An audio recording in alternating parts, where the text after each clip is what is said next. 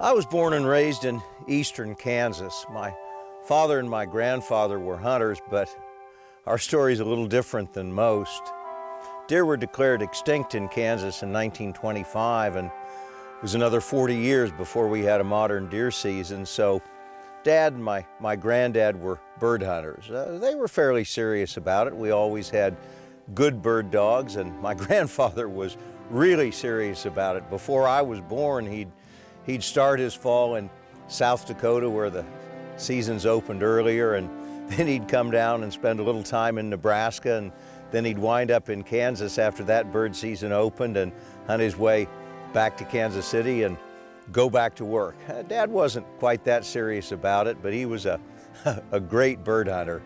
He'd been a fighter pilot in World War II, and I've never seen anybody so fast and so smooth with a shotgun. Pop was good, and he stayed good clear into his 70s. But hey, they were bird hunters, and I don't think either one of them had ever fired a centerfire rifle until I got interested. And I don't really know exactly where it came from, but there were some events that triggered it.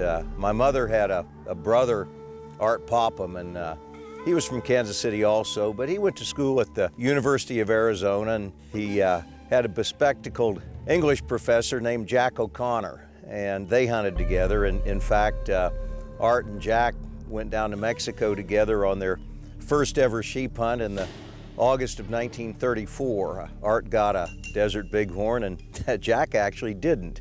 He went back in November and got his first sheep, and of course went on from there to be the most famous hunting writer of all time. And I don't really claim that I knew him, but I sort of grew up under his shadow, and every month I'd eagerly await Outdoor Life so I could read about his latest adventures. And in 1956, when I was 4 years old, my Uncle Art went on safari to Tanganyika. And even though I was only 4 years old, I remember so clearly saying, "I'm going to do that someday," which was quite a lofty goal for a kid from Kansas who grew up hunting quail and pheasant, but no deer whatsoever. In the grade school library, I discovered Jim Corbett and Walter Bell, Karamoja Bell, and even Robert Ruark, and I read that stuff avidly. I first met Roy Weatherby when I was 12 years old, and of course he was like a god. He was a great hero. And I tell you what, when I was a 12-year-old with endless questions about firearms and hunting, and of course his Weatherby cartridges that he was so proud of, he was so patient in answering all the stupid questions that I had. He was wonderful about it. I had a great dad, and when I got really interested in this stuff, we got a couple of rifles, and so we started going west. We went to Colorado for mule deer, and we went to Wyoming for mule deer and pronghorn, and later we went to Montana and did a couple of hunts together in British Columbia. And of course by then, deer season had opened here in Kansas. We've got great deer hunting, and I loved it, but from an early age, I started going different places to hunt, and I guess it's a habit I never got out of. I've always wanted to see the far horizons, to see new places, and hunting's been a very, very important part of that. My dad was an attorney, and really thought about going into his law business with him. That was really, I think, his dream and mine when I was young. And I was actually accepted for law school not once but twice, but never quite went. And of course I did 5 years active duty in the Marines. I was first lieutenant stationed at Camp Pendleton, but in those days we were in peacetime. Vietnam was over and you could plan ahead. So I booked a safari to Kenya. Then I worked nights teaching Marines who didn't have high school education, and by then I was doing some freelance writing, and I put every cent I could find into the Africa kitty. And so I went for the first time in 1977. I did a 21-day hunt in Kenya.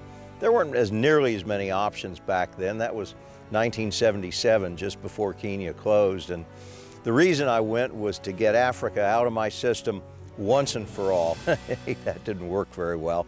I don't know, something like 120 African hunts since then. I still trying to find a way to get back every chance I can. I got off active duty, joined the reserves and stayed there, but I took a chance. I went by the Peterson Publishing office to pick up some guns they wanted me to write about, and they offered me a job. And actually, I talked to my dad about it. It's the best advice a father ever gave a son, because I know he wanted me to go on to law school, and that was the second time I'd been accepted. It was going to start in the fall. And he said, well, son, he said, you're going to have to work for a long time, and if you have a chance to work at something you really enjoy, you ought to give it a shot. You can always go back to school if it doesn't work out. So Bob Peterson took a chance on me, and 40 years later, I'm still writing for Guns and Ammo, and I'm still writing for Peterson's Hunting and some of their other publications. And of course, it's a multimedia world, and we do a lot of internet stuff these days, and we've branched out into some television, and I've enjoyed that. But at heart, I'm a writer, and I love to write about hunting, and I love firearms, and it's been a wonderful career, and so I've been very, very fortunate. I shot my first ram in 1973. That was a stone sheep. You know, back in those days, they weren't yet on quota, and it wasn't such a big deal. That was the most available and most accessible of our wild sheep, and I got one. And my Uncle Art had been one of the early guys to get the Grand Slam of North American wild sheep, and so I really kind of thought, gee, that was part of my birthright. I should be able to do that really easily. But hey, when I got that first ram in '73, I didn't know that it would be another 30 years before I finished my first Grand Slam.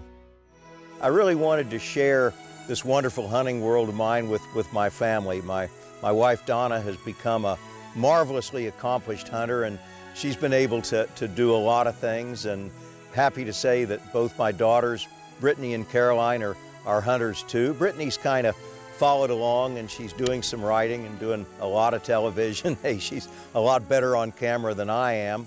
My younger daughter, Caroline, she's taken a different path. She's graduated from college, and she's working, and she's doing great, but she's a hunter too. And so I started both girls on wild hogs in California. And listen, there's a tip out there.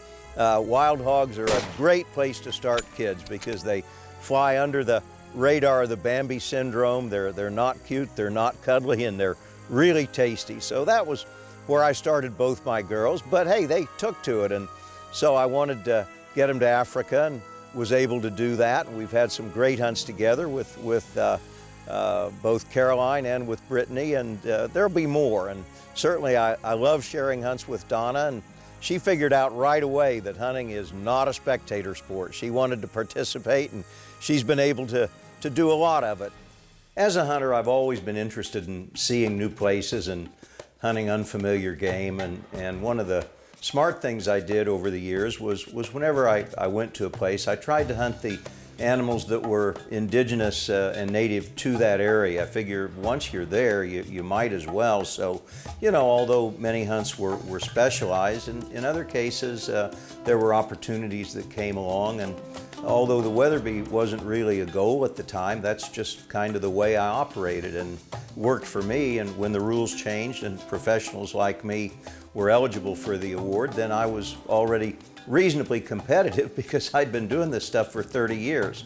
So I was fortunate in that regard. But hey, the Weatherby is a different animal, and you have to be driven to pursue it in the first place, and it will drive you to do things that you might not have done otherwise. In Africa, I've always been really interested in the dangerous game, but you know, I wouldn't have gone to Ghana to hunt the royal antelope if it wasn't for the Weatherby, and although I'd done a couple of hunts in Pakistan for the sheep and the ibex and the various deer, I probably wouldn't have gone back to get a markhor if it hadn't been for the Weatherby. So I really owe that for some of my greatest and most memorable hunts.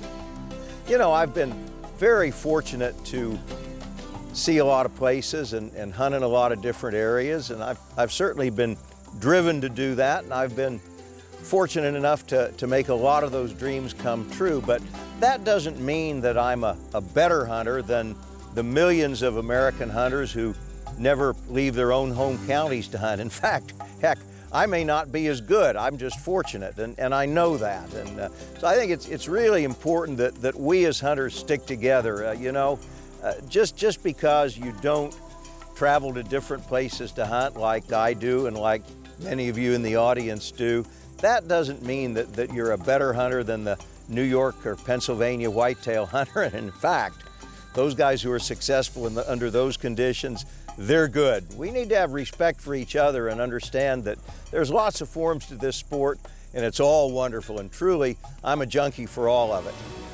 I want to thank the Weatherby Foundation and the selection committee for bestowing this wonderful honor on me. It's not something that I ever thought I would really achieve, and although it certainly wasn't a lifelong goal, it's been on my mind heavily for at least the last 10 or 12 years, and it's guided my hunting plans, and so I'm really pleased to be here and to have achieved this. It's an amazing thing for me. But you know, what's next? Well, there's some places I'd still like to see, and there's a lot of great places I'd like to go back to, but now I think it's time to take a step back. We as hunters, we've got to come together. You know, we've done a great job of conserving wildlife here in North America, but there's a lot of parts of the world that really need some work, and hey, we've got some work to do too. I don't know that we'll ever convince the anti-hunters, but whether we're able to maintain our lifestyle and our way of life and continue to pursue our sport with the passion that we have for it really depends on the majority, the uncommitted non-hunters. And you know what? Most people are laissez-faire. As long as it doesn't affect them, they'll let an activity go on, even if they're a little bit uncertain about it. And we need to make sure that our message is clear, our message is clean. Hunting is good. Managed hunting is the answer for conservation. That's the work that lies ahead, is we as hunters coming together, making sure we have that message and we're able to convey it. Thank you very much. It's wonderful to be here. Ladies and gentlemen, please welcome this year's Weatherby Award winner, Colonel Craig Boddington.